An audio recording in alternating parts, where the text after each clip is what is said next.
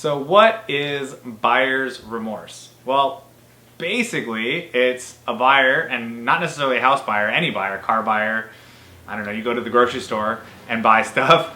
You buy it and you're excited in the moment, you get elated, and later you go, oh no, what did I do? I've made a huge mistake, I want out. So this is what is commonly known in the real estate world as buyer's remorse. Now, where do I see this come up mostly? I see this come up obviously on a purchase of a house, and typically in a situation where there's a ton of interest on a house and buyers are climbing over each other to get their offer accepted. Thus they are bidding over and over and over, the next buyer, and they get to a point where they've been that buyer that's won the property, and they're so excited because they loved it so much.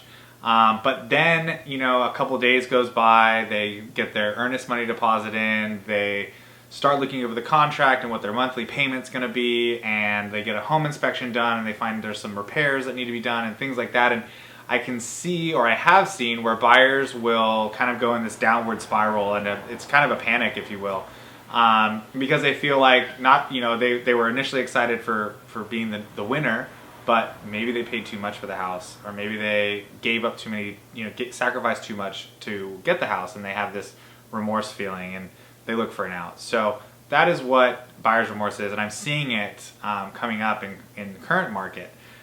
So wanted to talk about what I do with my clients to help them not have buyer's remorse. And it's not to say I'm talking them into something or talking them out of something, but more educating them, giving them as much knowledge as possible, so when they're making a decision, they are fully aware of that decision, and they're not necessarily getting wrapped up in the craziness and the frenzy of that current multiple offer situation, multiple bids, buyers going nuts on each other.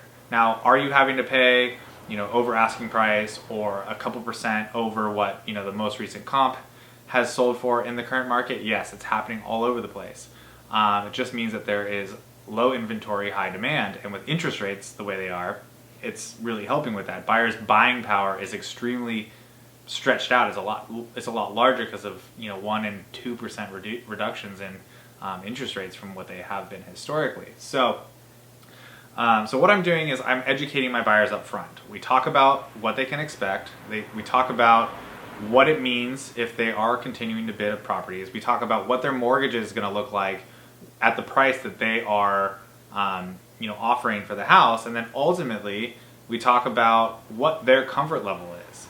A house might be listed at $800,000, and to get it they have to pay $850,000. We talk about what that means, and are they comfortable with that? And if it sells for $860,000, are they regretting it? No.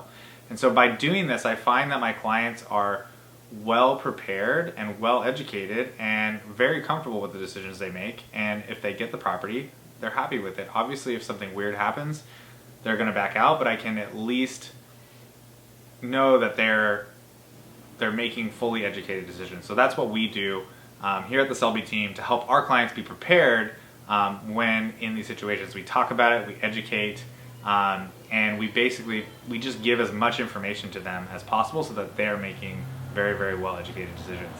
So kind of a long-winded conversation. It's just a topic I thought was interesting. I don't really have facts about it. This is a perceived thought